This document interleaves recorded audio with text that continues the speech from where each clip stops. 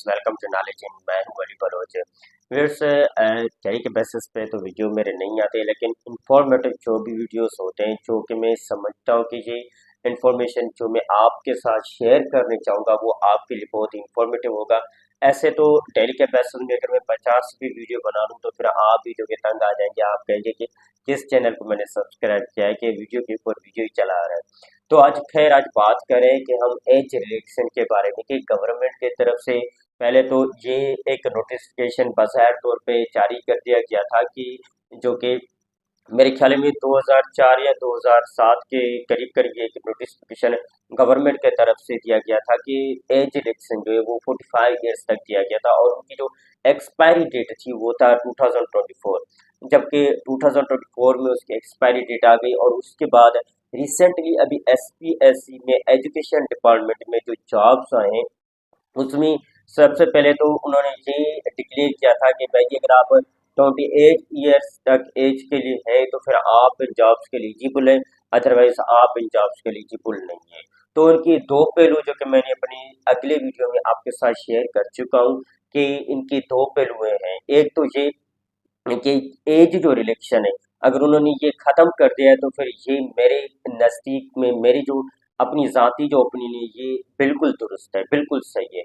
दूसरी मेरा जो नज़रिया ये मानना है, ये कहना है कि अगर हम दूसरी पहलू के नज़र पे देखें तो ये बिल्कुल गलत है। जो रोड मैप है इन्होंने बनाया है, क्यों गलत बनाया है? क्योंकि देखें, जिस भी जॉब के लिए हम अप्लाई कर रहे हैं उन जॉब के लिए हम हमें तो 1 माह या 2 माह या कम से कम 3 माह हमें वेट कराया जाए, उनके बदले हमें सालों के साल वेट कराए जाते हैं।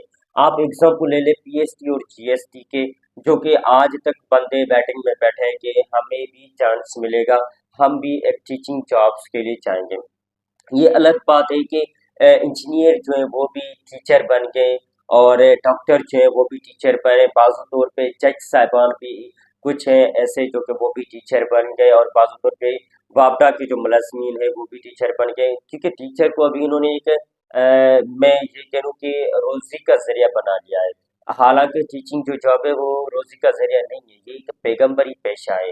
ये उनको नसीब होता है जिन्हें टीचिंग कर पढ़ाना आ जाता है, जिसके पास स्किल मौजूद है वही इसको फैस कर सकते हैं। अदरवाइज अगर जो कंट्री के जो अभी जो सूरत हाल है, जो करंट जिस पे हम चल रहे हैं, जहाँ पे बेरोजगारी की एक शरई मजमून है, बहुत सारे लोग जो है वो बेरोजगार बैठे हैं जो कि कारोबारी भी नहीं है। तो इस हिसाब से वो धोखे पे जो कि टीचिंग में अप्लाई किया और उसमें सक्सेस हो गए, उनको जो कि टीचिंग का जॉब मिल गया।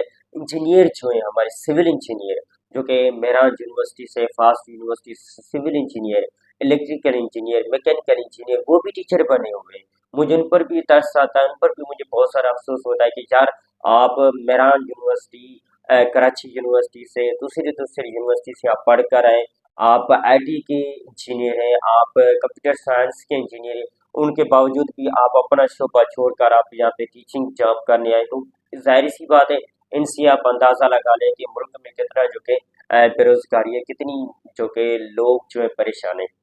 ज़ाहिर सी बात है 65,000 से अबोव जो कि अपॉइंटमेंट हुई है और उनसे और भी अपॉइंटमेंट ज़्यादा होनी है। गवर्नमेंट जो कह रही है कि हम और भी अपॉइंटमेंट करेंगे और हॉनरेबल हाई कोर्ट की तरफ से भी उन्हें एक इंस्ट्रक्शन दिया गया है कि आपको और भी जो कि अपॉइंटमेंट करनी है वो भी उन्हें अपॉइंटमेंट करनी है। खैर बात चल रही थी एज इलेक्शन की, तो अभी दोबारा सिंधी जो कि न्यूज़पेपर कावशी न्यूज़पेपर है उसमें वाज़े तौर पे जो कि हेडलाइन पेज पे, फ्रंट पेज पे और हेडलाइन पेज पे जो कि उन्होंने एक न्यूज़ शाया किया है कि हॉनरेबल हाई कोर्ट की तरफ से जो कि सिंध गवर्नमेंट ने एक बार फिर जो कि एसपीएससी के तरफ से जो कि एजुकेशन डिपार्टमेंट में जो कि न्यू जॉब्स अनाउंसमेंट कर दी गई थी कि बहुत सारे कैंडिडेट्स ने कहा है कि हमें एज इलेक्शन दिया जाए, हम भी इनमें पार्टिसिपेट करें, हम भी इनमें अप्लाई करें, हम भी यहाँ पे अपना लक आजमाएं। तो फिर उनके कहने पे सिंध गवर्नमेंट ने जो कि 2 साल मेरे ख्याल में इनकी एज रिलेक्शन में इजाफा कर दिया था और एसपीएससी वालों ने अपनी जो कि डेट जो है वो भी एक्सटेंड कर दी, 31 अक्टूबर तक उन्होंने डेट बढ़ा दिया। और साथ ही में जो कि कल जो कि एक शाया हुई न्यूज़पेपर में कि ऑनरेबल हाई कोर्ट की तरफ से मुकम्मल तौर पे ये कलमदाद करार दिया गया है कि अभी एज रिलेक्शन पे कोई भी कंप्रोमाइज नहीं होगा। आप जो है अपने लोगों को नवाजिश रहे हैं, आप जो कि 45 ईयर्स तक का जो बंदा होगा उसे आप हायर करेंगे। 15 साल के बाद जब वो 16 ईयर्स तक एज तक आ जाएगा, फिर वो रिटायर हो जाएगा।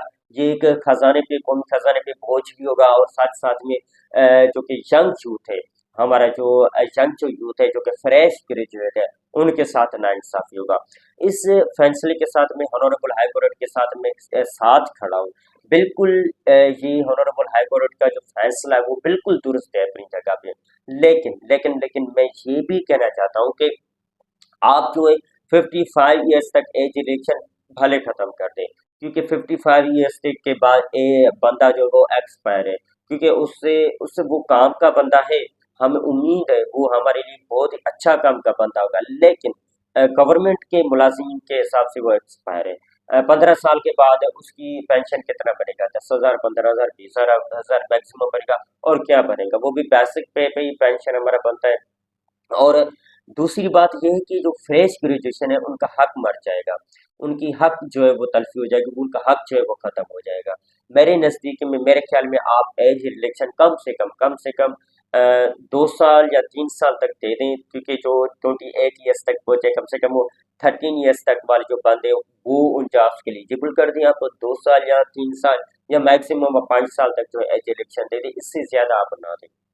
इससे ज़्यादा हरगिज़ बिल्कुल भी आप एज इलेक्शन ना दें, क्योंकि ये एक मुआशरा जो है हमें एक मैं एक कहूँ कि हम एक एक दूसरे के पीछे पड़ गए हैं कि भाई जी मैं ऐसा करूँगा वैसा करूँगा, ये कि जो चैनल जो बनी हुई है वो टोटली फेक बनी हुई है। तो मेरे नज़दीक में हॉनरेबल हाई कोर्ट का जो फैसला सुनाया गया है वो बहुत ही दुरुस्त है अपनी जगह पे, और बहुत ही सही है। मैं उम्मीद करता हूँ कि आज का जो वीडियो है वो आपके लिए हेल्पफुल साबित हुआ होगा। अगर कोई भी आपका क्वेश्चन हो तो आप मुझसे कमेंट सेक्शन में पूछ सकते हैं। तब तक के लिए मुझे